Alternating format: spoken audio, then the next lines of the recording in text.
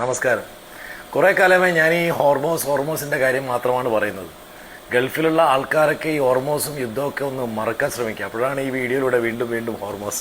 എന്തായാലും ഹോർമോസ് ഇപ്പോൾ ശാന്തമാണ്, കുഴപ്പമൊന്നുമില്ല, എല്ലാവരും സേഫാണ്. രണ്ടാം ഘട്ട ചർച്ചയിലൂടെ എല്ലാം പരിഹരിക്കപ്പെടും എന്നുള്ള പ്രതീക്ഷ തന്നെയാണ് എല്ലാവർക്കും. ഇനി ഞാൻ കുറച്ച് കപ്പലിൻ്റെ വിശേഷങ്ങൾ പറയാം.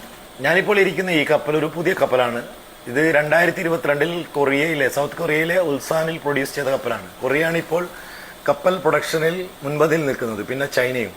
നമ്മുടെ കൊച്ചിയിലും ഉണ്ട് ഒരു ഷിപ്പ്യാർഡ്. അവിടെ സമരവും പ്രതിഷേധവും ഇതൊക്കെ കാരണം പ്രൊഡക്ഷൻ വളരെ കുറവാണ്, സമയവും ഒത്തിരി എടുക്കും. പിന്നെ ഈ കപ്പലിൽ സാധാരണ ഞങ്ങൾ എണ്ണ എടുക്കാൻ പോവാറ് ഒന്നുകിൽ മിഡിൽ ഈസ്റ്റ്, അല്ലെങ്കിൽ വെസ്റ്റ് ആഫ്രിക്ക, അല്ലെങ്കിൽ അമേരിക്കയിൽ നിന്നും എണ്ണ എടുത്തിട്ട് ഏഷ്യയിലെത്താൻ സാധാരണ ഞങ്ങൾ 2 മാസം ടൈം എടുക്കും. ഒരു മാസം അറ്റ്ലാന്റിക് ക്രോസ് ചെയ്യാനും ഒരു മാസം ഇന്ത്യൻ ഓഷ്യൻ ക്രോസ് ചെയ്യാനും. ഇൻ കേസ് വെസ്റ്റ് ആഫ്രിക്ക ആണെങ്കിൽ 1.5 മാസം എടുക്കും.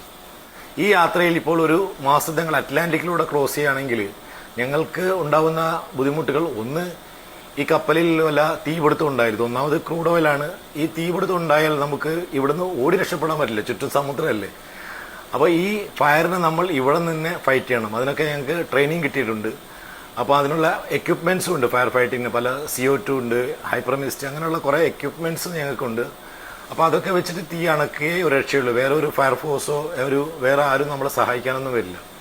അതേപോലെ വേറൊരു കാര്യം എന്ന് വെച്ചാൽ, നമുക്ക് ഈ നടുക്കടലിൽ പണ്ടൊക്കെയുള്ള നമുക്ക് വല്ല സൈക്ലോണൊക്കെ വന്നാൽ ഒരു പേടിയായിരുന്നു. പക്ഷേ ഇപ്പോൾ സൈക്ലോണൊക്കെ വരുന്നതിന് മുന്നേ തന്നെ നമുക്ക് അതിൻ്റെ റിപ്പോർട്ട് കിട്ടും. അപ്പം നമുക്ക് അത് റൂട്ട് മാറി പോകാൻ പറ്റും. പക്ഷേ നമുക്ക് ഈ മെയിൻ എഞ്ചിൻ നമുക്ക് ഫെയിലായാൽ അതിൻ്റെ കൂടെ സൈക്ലോണും വരികയാണെങ്കിൽ അതൊരു ക്രിട്ടിക്കൽ സിറ്റുവേഷൻ, എമർജൻസി സിറ്റുവേഷനായി മാറുകയാണ്. കാരണം നമുക്ക് എഞ്ചിൻ ഉപയോഗിച്ച് മാത്രമേ കപ്പലിനെ നിയന്ത്രിക്കാൻ പറ്റൂ. അപ്പോൾ ഇങ്ങനെ ഒരു മെയിൻ എഞ്ചിൻ ഫെയിലിയർ വന്നാൽ നമുക്ക് ഈ സൈക്ലോണും കൂടി വരികയാണെങ്കിൽ വളരെ ചുരുങ്ങിയ സമയത്തിനുള്ളിൽ എത്രയും പെട്ടെന്ന് അത് കറക്റ്റ് ചെയ്തെടുക്കണം. അല്ലെങ്കിൽ ആ സൈക്ലോണിനകത്ത് ഈ കപ്പൽ പെടും. ഞങ്ങളുടെ CCR ഇവിടെ വെച്ചിട്ടാണ് ഞങ്ങൾ കാർഗോ ഓപ്പറേഷൻ ചെയ്യുന്നത്. അതേപോലെ ഞാനിതിൻ്റെ എഞ്ചിൻ റൂമിലേക്ക് പോവുകയാണ്. ലിഫ്റ്റിൽ വേണം പോകാൻ. എഞ്ചിൻ റൂമിൽ ഹെവി നോയ്സ് ആയിരിക്കും.